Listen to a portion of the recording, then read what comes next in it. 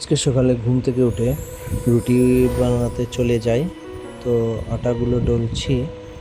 তো এই করতে করতে এই যে আমার আটা ফাটা ডলা হয়ে গেল। এটাকে এখন এই রাউন্ড রাউন্ড শেপ করব।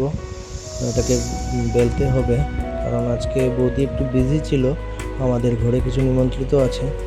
তো বাবাকে রুটি দেওয়ার জন্য বললো যে আমি বানিয়ে দিতে। তো আমি ভাবলাম যে ঠিক আছে, বানিয়ে দিই। তো এই করতে করতে আমার রুটিগুলো বেলা হয়ে গেল, এখন ওটাকে সেঁকতে হবে।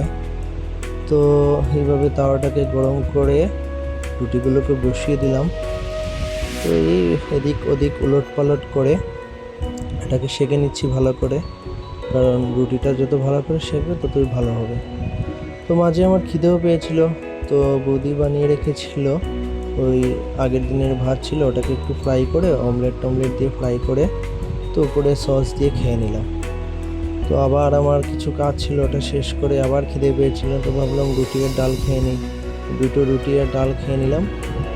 তারপর দাদা গিয়েছিল বাজারে, তো চিকেন নিয়ে আসলো, কারণ তো বললাম আজ ঘরে নিমন্ত্রিত আছে কিছু। হ্যাঁ, আমার বোনের জামাই আরও নিমন্ত্রিত আছে। তো এই আমি চিকেনটা ধুয়ে দিচ্ছি ভালো করে। এদিকে পেঁয়াজগুলো কেটে রেডি করে দিচ্ছি, কারণ পেঁয়াজটা কাটতে হবে, কারণ চিকেনটা আমিই বানাবো, বাকিগুলো যে আছে ওগুলো বৌদি বানাবে। এদিকে পেঁয়াজ, টমেটো, আলু, আদা, রসুন, মরিচ সবগুলো কেটে আমি রেডি করেছি, ধুয়ে টুয়ে রেখে রেডি করেছি, কারণ চিকেনটা আমাকেই বানাতে হবে, চিকেনটা আমি বানাবো। তো এই জাস্ট চিকেনটা ধুয়ে টুয়ে নিয়ে এলাম। এখানের মধ্যে আলু, পেঁয়াজ, তারপর লঙ্কা, তারপর আপনার কি বলে টমেটো সব কিছু দিচ্ছি। তারপর দিয়ে ওটাকে ভালো করে ম্যারিনেট করবো, ভালো করে মাখাবো, কারণ মশলাটা তো ভালো করে দিতে হবে। তো সবগুলো দিচ্ছি, যেগুলো একটা থালে রেখেছিলাম আমি, এগুলো সবগুলো দিচ্ছি। ওদিকে আমি আদা রসুন জাস্ট একটু বেটে রেখেছিলাম, ওটা দিয়েছিলাম। ওদিকে রসুন আদা সবগুলো দেওয়ার পর হলুদ, জিরে গুঁড়ো, লবণ, একটু সর্ষের তেল দিচ্ছি, দিয়ে ওটাকে ভালো করে মাখাবো। তেলটা একটু বেশিই দিচ্ছি, কারণ মাংসটা অনেক বেশি আছে এখানে। তারপর একটু লেবু চিপা দিয়ে দিলাম, কারণ লেবুর রসটা মাংসটাকে ম্যারিনেট করতে বেশ হেল্প করে, মাংসটা একটু নরম হয় খেতে। ওদিকে মাখা টাখা প্রায় রেডি আমার। এদিকে কড়াইটা বসিয়ে দিলাম গ্যাসের চুলায়, অল্প তেল দিচ্ছি, তেলটা ভালো করে গরম হচ্ছে। ভালো করে গরম হওয়ার পর আমরা এখানের মধ্যে পেঁয়াজ দিয়ে দিলাম, পেঁয়াজটা কুচি করে রেখেছিলাম ওটা দিয়ে দিলাম ভালো করে। সবগুলো যাগুলো ছিল সবগুলোই দিচ্ছি হালকা তেলে, আমি হালকা গরমে এটাকে হালকা আছে এটাকে আমি টাড়াচ্ছি।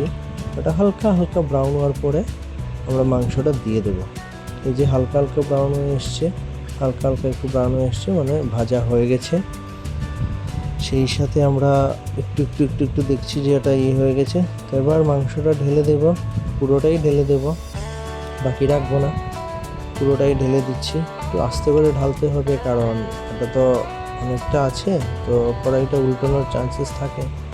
তো আস্তে করে ঢাললাম, ঢেলে দিয়ে এবার ভালো করে তেলের সাথে মিক্স করে খুন্তি দিয়ে ভালো করে নাড়িয়ে টাড়িয়ে এটাকে একটা পজিশনে রেখে তারপর আস্তে করে এই যে জলটা ছাড়া শুরু করছে, তো আমাদের দেখতে হবে জলটা কীভাবে ছাড়ছে।